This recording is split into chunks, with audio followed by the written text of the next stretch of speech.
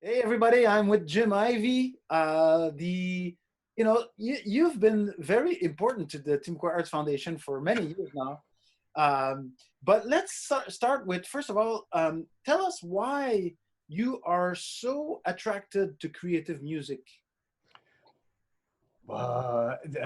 It's kind of just always been something I've been interested in. I can't remember a time when I wasn't kind of searching out new things in music, particularly in music, but in art all together. But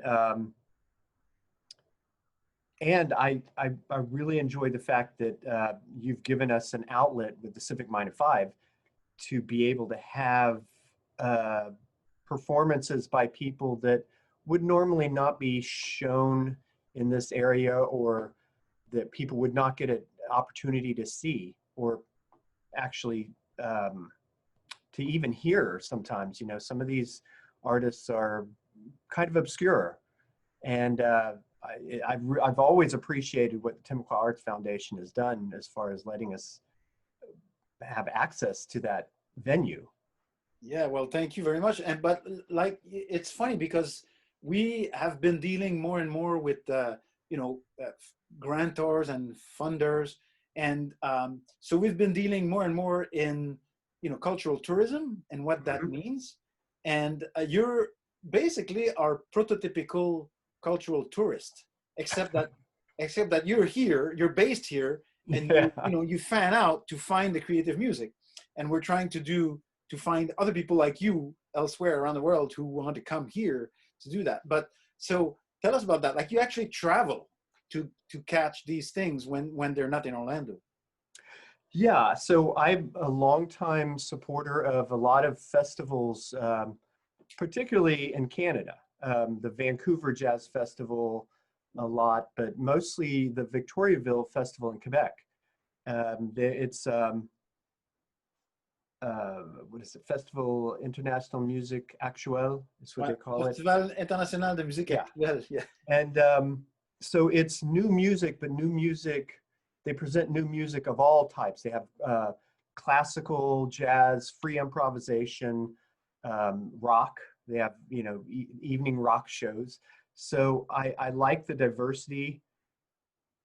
And I started going there mainly because there wasn't anything like that in the United States, except for in New York. But it was more like, there were venues that did that, but there was not very many festivals like that. And Canada had, at that time, they had a lot of support financially in the jazz festivals there to be able to do creative things like that and bring in a lot of musicians, particularly the Dutch from the Netherlands. I know at the Vancouver Jazz Festival, Han Bennett was there almost every year throughout the 90s. So things have changed a little bit, but I still like to go to those festivals when I can. Yeah, it's interesting because in Canada there's a they formed like an alliance between all of the festivals because the season is pretty short, the festival season. If you, I mean, nobody wants to go to north in the dead of winter. It's just hard in cities and stuff. It's just hard to do. So they kind of concentrated, but then they use that to attract talent from around the world because then basically you start in Antigonish, Nova Scotia, and then there's like maybe 7 or 8 festivals you can do in a row. So like 7 weeks in a row, you go through all of them, and then you start east and you end west, and they're linear, they're timed properly, and so it's a no brainer kind of routing. But more importantly, it's I mean I'm interested in the fact that you would like spend your hard earned money to go and see, like, of course, like a festival makes it easier for a traveler because it's a concentrated amount of whatever you like, in Mhm. in a time period that allows for it to be like a vacation. And so that's what's interesting, and we might eventually, like, I've seen the flip side of that, which is the jazz festival, the Montreal Jazz Festival, which is the by an order of magnitude the largest jazz festival in the world. Like it's 10 times bigger than the next biggest one. And but what it a side effect of it was to kind of devalue local musicians the rest of the year. Like it was very hard to get any work. Like it has a flip side though. Like if when they get too big. Mm. However, when you keep them small, then you can attract both the talent and the audience for a short period of time.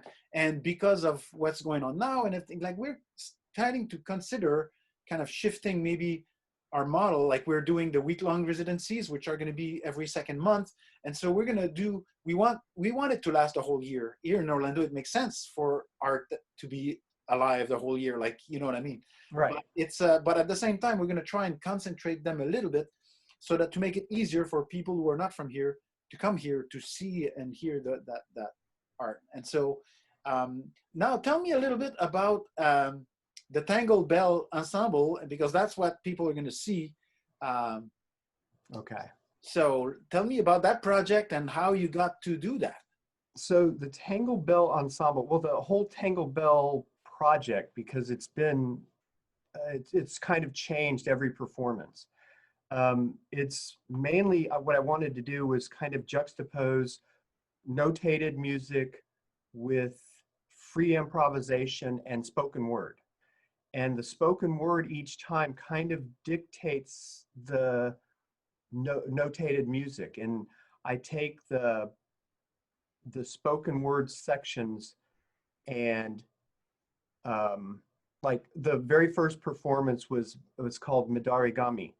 And it's a whole set of these poems that were written by a Japanese poetess in like the early 1900s. And her poetry had this specific kind of rhythm. So I kind of used that to write the first set of music.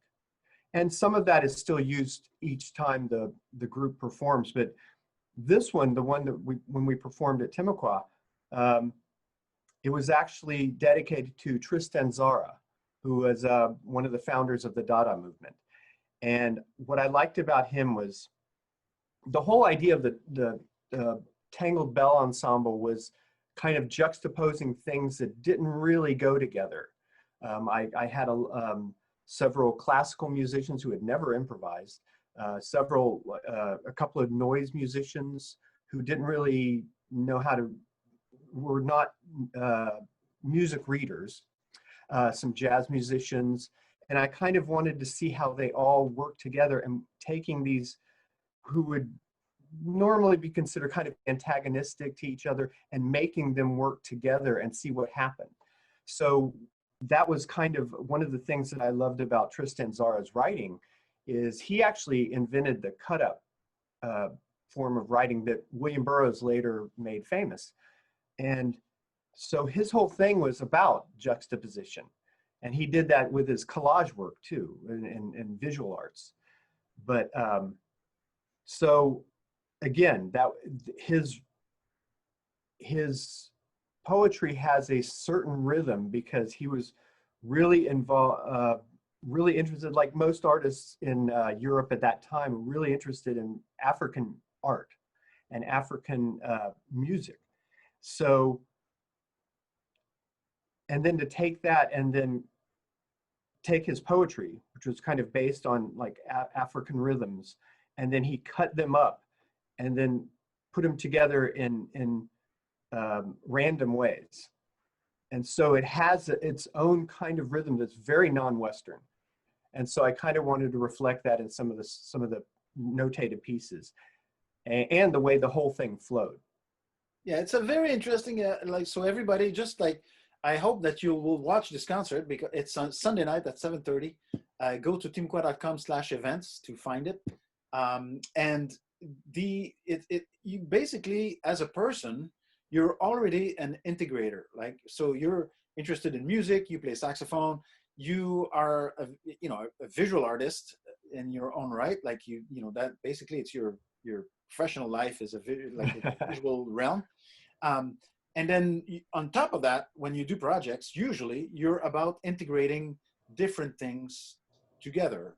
And it's very parallel to our path as an organization, and maybe even my path as a I'm not an artist, but as a person also. Like I've always been interested in, if not necessarily always integrating them like in a fused kind of way, at least the juxtaposition or the quick succession.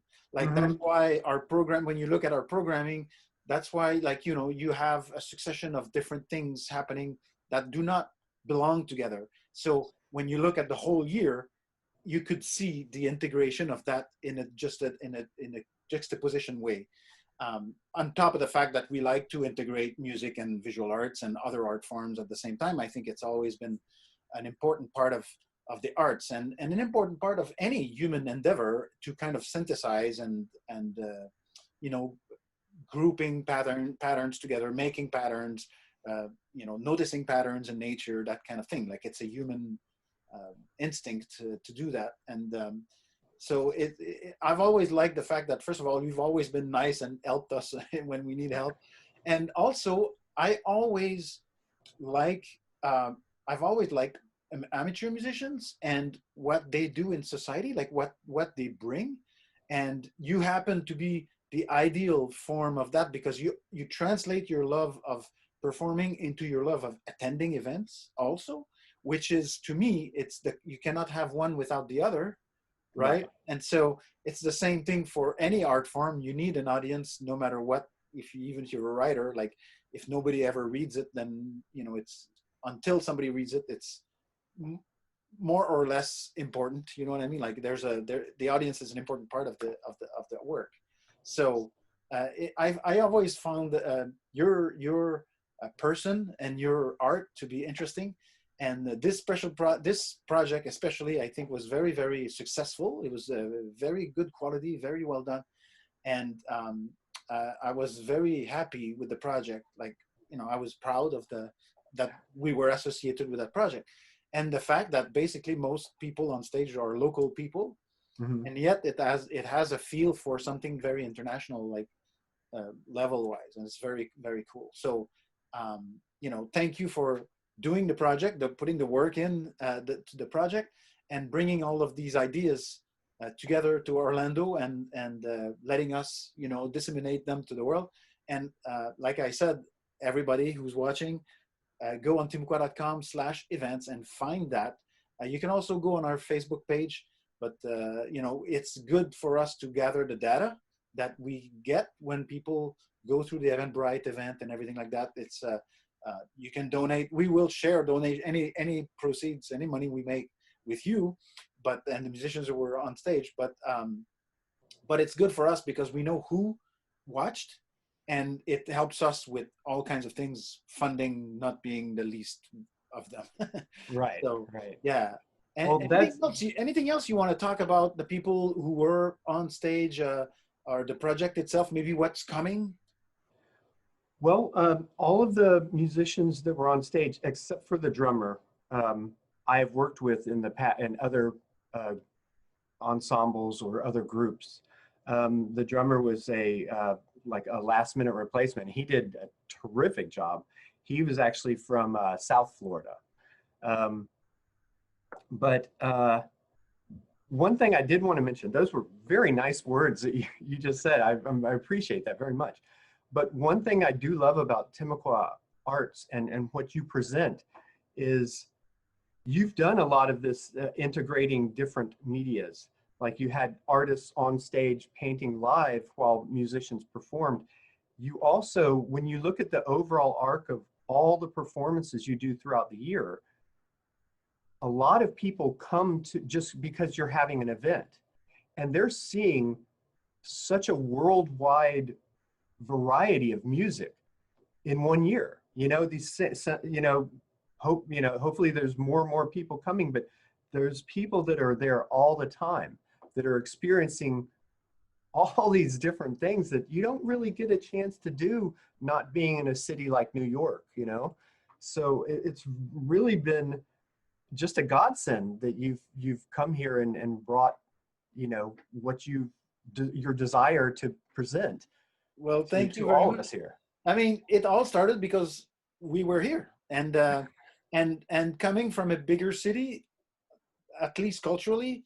I mean, everyone deserves access to great art, and I don't think that only the people in New York City should be allowed to see all of this great stuff, or Brooklyn or other places, Yeah. or Europe. I think that there is a place, as long as you keep it small enough for it to be sustainable. Like, in other words, if you bring the overhead low enough, then you can manage to do a lot of things that other people could not do, on the long run. And so that's allowed us to do that, and to bring, it does two things in my mind, like that. There's two objectives. It's bringing the world to Orlando, and bringing Orlando to the world, and this is what we've been trying to do all these years, and hopefully we'll be able to try to do for many more years. Yeah, I hope so too. Well, thank you so much for talking to me, everybody. Jim Ivy, nice round of applause. I know that people are learning to applaud in their Yeah, the own living virtual room. applause. Yeah.